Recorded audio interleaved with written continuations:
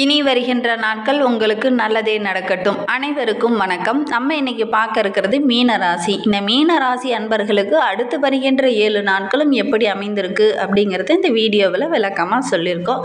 நிச்சயமாக இந்த வீடியோ உங்களுக்கு பயனுள்ளதாக தான் இருக்கும். அதனால் வீடியோவை கடைசி வரைக்கும் பாருங்கள். நீங்கள் இப்போ தான் ஃபஸ்ட் டைமாக நம்ம சேனலை பார்க்குறதா இருந்தால் நம்ம சேனலை சப்ஸ்கிரைப் பண்ணிவிட்டு கூடவே இருக்கிற பெல் ஐக்கானையும் கிளிக் பண்ணிக்கோங்க. அப்போ தான் நாங்கள் போடுற ஒவ்வொரு வீடியோவுமே உங்களுக்கு நோட்டிஃபிகேஷனாக வரும். நீங்கள் மீனராசி அன்பராக இருந்தால் மறக்காமல் நம்மளுடைய சேனலுக்கு ஒரு லைக் கொடுத்துக்கோங்க.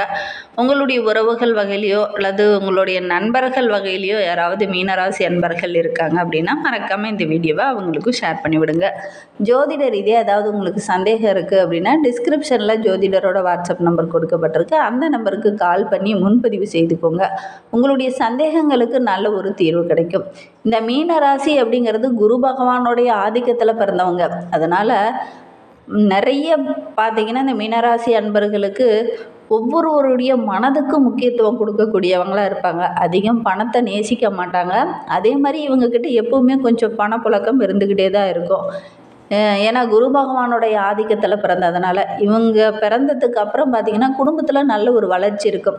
மீனராசி அன்பர்கள் குடும்பத்தில் பிறந்ததுக்கப்புறம் குடும்பத்தில் நல்ல ஒரு முன்னேற்றம் வளர்ச்சி இதெல்லாம் வந்திருக்கும். குறிப்பாக அவங்களுடைய தந்தையாருக்கு பார்த்திங்கன்னா நல்ல ஒரு அரசாங்க உத்தியோகமே கிடைக்கக்கூடிய ஒரு யோகம் பெரும்பாலும் இந்த மீனராசி அன்பர்களுடைய தந்தையாருக்கு அமையும்.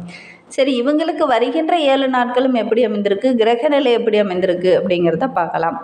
சூரிய பகவான் உங்களுடைய ராசிக்கு 12ஆம் இடத்துல அமர்ந்திருக்கிறார். அரசாங்க காரியங்கள்லாம் கொஞ்சம் எச்சரிக்கையாக இருங்க. வீண் வாக்குவாதம் வேண்டாம். அதே மாதிரி அரசாங்க வேலை வேணும் அப்படின்னு சொல்லி முயற்சி பண்ணுறவங்க கொஞ்சம் எச்சரிக்கையாக இருங்க. அதிகாரிகளுடைய தொல்லை இந்த டைமு உருவாகக்கூடிய ஒரு சூழ்நிலை இருக்குது. கொஞ்சம் கவனமாக இருங்க. வீண் அலைச்சல் பணம் வரையும் இதெல்லாம் ஏற்படக்கூடிய சூழ்நிலை இந்த வாரத்தில் இந்த மீனராசி அன்பர்களுக்கு அமைந்துடும். வெளியில் அதிக சிரமம் இருந்தாலும் குடும்ப உறுப்பினர்களால் நல்ல ஒரு உதவியும் ஆதாயமும் கிடைக்கக்கூடிய ஒரு வாரமாக இந்த வாரம் அமைந்திருக்கு அப்படின்னே சொல்லலாம். செவ்வாய் 4ஆம் இடத்துல இருக்கிறார். அலுவலக சுமை கொஞ்சம் அதிகமாக இருக்கும்.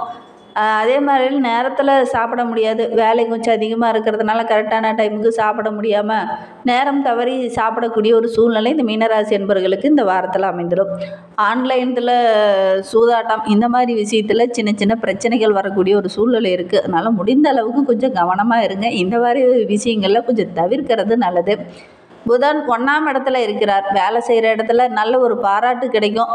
மறைமுக எதிர்ப்புகள் எல்லாமே படிப்படியாக குறைய ஆரம்பிக்கும். நண்பர்களும் உங்களுக்கு உதவிகரமாக இருப்பாங்க. வியாபாரத்தில் நல்ல ஒரு ஏற்றமான காலகட்டமாக இது அமைந்திருக்கு அப்படின்னே சொல்லலாம்.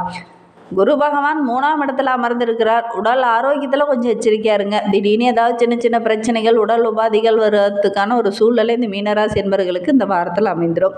அதனால் முடிந்த அளவுக்கு கரெக்டான நேரத்தில் உணவு எடுத்துக்கோங்க. அதே மாதிரி வெளி உணவுகளை கொஞ்சம் தவிர்த்துக்கோங்க. ஆரோக்கியமான உணவுகளை எடுத்துக்கிறது நல்லது. சுக்கிரன் 1ஆம் இடத்துல இருக்கிறார். உரிய காலத்தில் நண்பர்கள் உங்களுக்கு உதவிகரமாக இருப்பாங்க. அதே மாதிரி வீட்லேயே ஏதாவது ஒரு சுப நிகழ்ச்சி அல்லது சுப நிகழ்ச்சியில் கலந்து கொள்ளக்கூடிய யோகம் இந்த மீனராசி என்பவர்களுக்கு இந்த வாரத்தில் அமையும். ஒரு சிலருக்கெல்லாம் பார்த்திங்கன்னா நிலம் வீடு வாங்குவதற்கான ஒரு யோகம்லாம் இந்த வாரத்தில் அமையும். அதற்கான முயற்சியிலேயாவது இந்த வாரத்தில் நீங்கள் ஈடுபடுவீங்க. சனி பகவான் 12ஆம் இடத்துல இருக்கிறார். அரசு வேலையில் இருக்கிறவங்களுக்கு நல்ல ஒரு பதவி உயர்வு பணி நிரந்தரம் இதெல்லாம் கிடைக்கக்கூடிய யோகம் இருக்குது.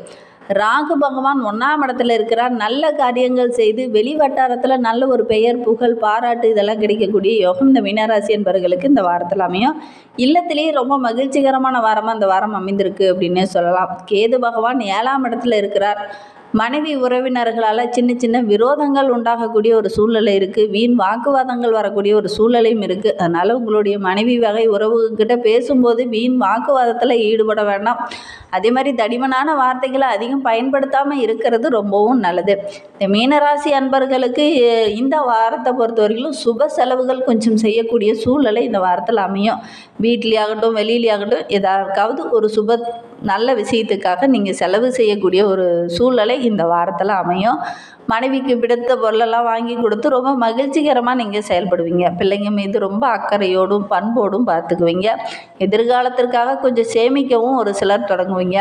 முன்கோபத்தை மட்டும் கொஞ்சம் குறைச்சிக்கோங்க. வீண் வாக்குவாதத்தில் ஈடுபட வேண்டாம். உங்களுக்கு நல்ல ஒரு மாற்றமும் நல்ல ஒரு எதிர்காலமும் வருகின்ற நாட்களில் கிடைக்கும் அப்படின்னே சொல்லலாம்.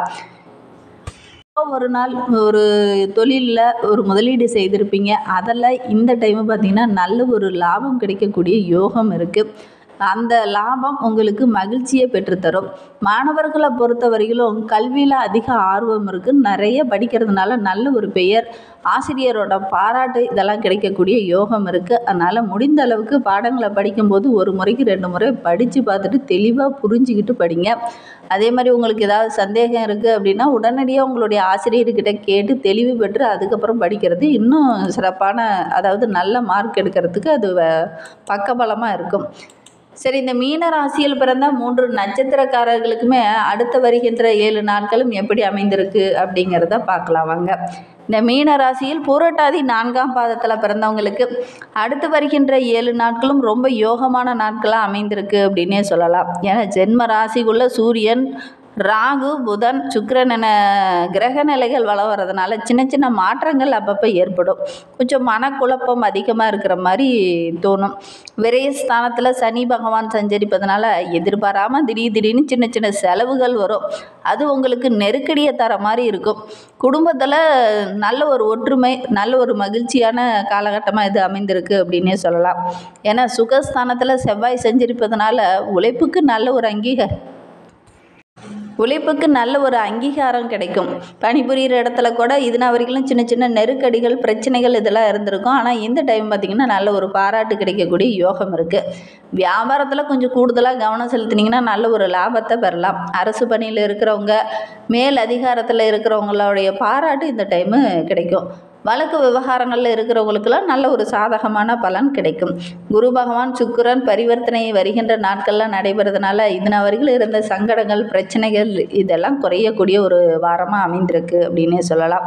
உத்திரட்டாதி நட்சத்திரத்தில் பிறந்தவங்களுக்கு அடுத்து வருகின்ற 7 நாட்களும் விரயஸ்தானத்தில் சஞ்சரித்து வரும் சனி பகவான் பல வகையில் செலவுகளை கொஞ்சம் அதிகரிப்பார்.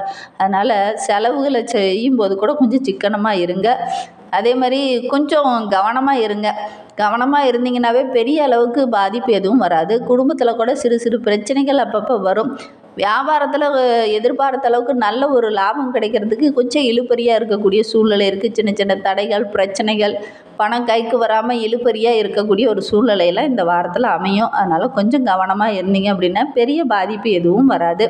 தொழில் நிறுவனங்கள் நடத்துகிறவங்களுக்கு பணியாளர்கள் உங்களுக்கு ஒத்துழைப்பாக இருப்பாங்க. அதே மாதிரி சின்ன சின்ன தடைகள் வரும். கொஞ்சம் கவனமாக இருக்கிறது நல்லது. தொழிலாளர்களை பொறுத்தவரையிலும் வேலைப்பளு கொஞ்சம் அதிகமாக இருக்கும். வேலைப்பளு இருந்தாலும் கூட ஓரளவுக்கு உங்களுடைய உழைப்புக்கு நல்ல ஒரு அங்கீகாரம் இந்த டைமு கிடைக்கும்.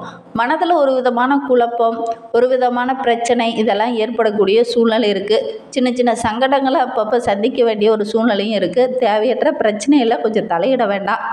யாரை நம்பியும் எந்த வேலையுமே ஒப்படைக்காமல் இருக்கிறது நல்லது. வீடு, வண்டி, வாகனம் வாங்குவதற்கான யோகமெல்லாம் இந்த உத்திரட்டாதி நட்சத்திரக்காரர்களுக்கு வாங்குவதற்கான யோகம் இருக்குது. பெரியவங்களுடைய ஆதரவும் கிடைக்கும்.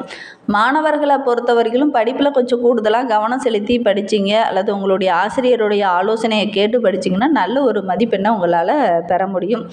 வயதானவங்களுடைய உடல் நலத்தில் கொஞ்சம் கவனம் செலுத்துங்க. திடீர்னு ஏதாவது சின்ன சின்ன பிரச்சனைகள் வரக்கூடிய சூழ்நிலை இருக்குது. ரேவதி நட்சத்திரத்தில் பிறந்தவங்களுக்கு அடுத்து வருகின்ற 7 நாட்களும் புதன் பகவான் சஞ்சாரம், உங்களுடைய ராசிநாதன் குருவோட சஞ்சாரமும் சாதகமாக இல்லை. அதனால் ஒவ்வொரு வேலையிலையும் கொஞ்சம் கவனமாக இருங்க. வண்டி வாகனத்தில் செல்லும்போதும் சரி, வேலை செய்கிற இடத்துலையும் சரி, உங்களுடைய தொழில்லையும் சரி, உங்களுடைய குடும்பத்துலேயும் சரி, எந்த ஒரு வீண் வாக்குவாதமோ அல்லது ஈகோவோ இதெல்லாம் பட வேண்டாம். கொஞ்சம் நிதானமாக இருங்க. கிரகநிலை உங்களுக்கு சாதகமாக இல்லை. குறிப்பாக உங்களுடைய ராசி அதிபதி குரு பகவான் உங்களுக்கு சாதகமாக இல்லை. அதனால் கொஞ்சம் கவனமாக இருங்க. வீண் வாக்குவாதத்தில் யாருக்கிட்டையுமே ஈடுபடாதீங்க.